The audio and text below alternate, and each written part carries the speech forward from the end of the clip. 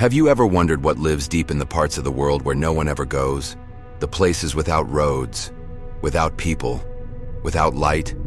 Tonight, I'm going to tell you 3 real encounters, from a man's backyard, from a lost hiker, and from a logging crew on a remote mountain. And after hearing them, you may never look at the woods the same way again. Story 1. The footprints that never melted. I used to live in an old brick house at the edge of an enormous forest, the kind of forest that seems to swallow sound, where the trees feel older than time. It was peaceful, until the winter when the footprints appeared. They weren't boot prints. They weren't from any animal. They were bare human feet, icy toes pressed into fresh snow, leading straight from the forest to my truck door, and then back into the trees. At first, I thought it was a one-time thing, but the winters that followed got worse. There were mornings when dozens of footprints circled my home, stopping at windows, lingering near the back door, like someone was studying the house. Every print was the same size, perfectly identical, as if the same pair of feet moved in impossible directions all at once. One night, I found tools missing from my shed, and a strange sunken spot in the snow, like something had been crouching there for hours, staring at our bedroom window. I finally asked a friend, an experienced hunter, to help me track the prints. Hours into the woods, the trail suddenly split in 2, then 3, then doubled back on itself. Impossible patterns, like someone was trying to confuse us. And then my friend froze. He raised his thermal scope, held his breath, and whispered a single word: "Don't move." I looked through the scope and saw 4 shapes huddled together in the snow. Their bodies were human, but bent, crooked, twisted. Too tall, too small, all completely naked, skin raw and gray from the cold. The smaller ones clung to a tree, jerking their heads in quick, unnatural movements. They weren't animals. They weren't hikers. They weren't anything I could understand. We stayed hidden until the cold hurt more than fear. And when we finally ran home, I knew. Whatever those things were, winter was coming again, and they would return. Story 2. The man who followed me on the trail. I've hiked alone for years, but last summer I had an experience that still keeps me awake. I was 6 days into a long trail, deep in the wilderness, miles and miles from any city. On the 3rd night, I woke up with a feeling I can't describe. That kind of primal dread that pulls you out of sleep. Everything in my tent was normal, but when I checked my pack, my wallet was gone. The next night, more items went missing.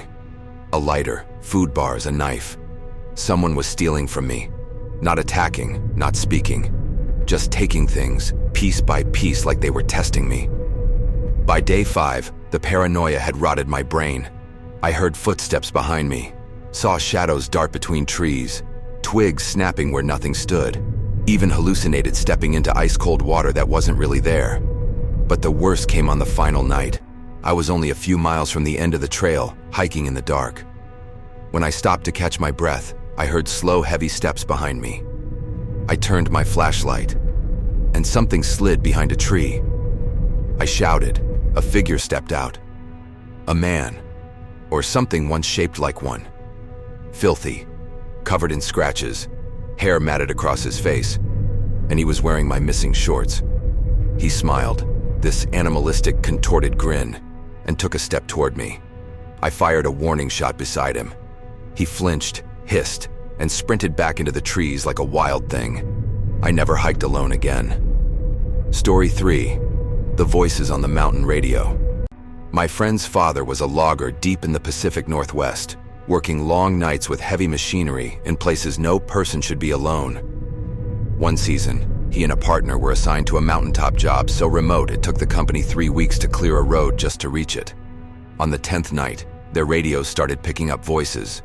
Not emergency calls, not workers, just voices. Muffled at first, then clearer. 2 men talking casually about water, branches, campfires, as if they were nearby. But no one else was supposed to be on that mountain. The next day, they found a hidden tent. Inside, a single bedroll, a bag full of children's underwear, duct tape, rope, and unsettling hand-drawn pictures no sane mind would create. That night, the radio crackled again, and the voices were closer. Too close. At midnight, footsteps circled their camper. Soft at first, then more deliberate. Then the handle began to turn. The door swung open. A man lunged, knife in hand. Another rushed from the shadows. The two loggers fought for their lives before the attackers fled into the dark. Days later, another worker from the crew was found in a ditch. Bound, beaten, murdered. No one was ever arrested, and the voices were never identified. My friend's father never returned to the deep woods again. If you made it this far, remember, these are only the stories people were brave enough to talk about. There are places in this world where the maps end, and something else begins.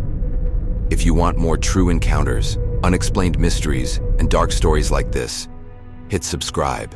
You don't want to miss what's coming next.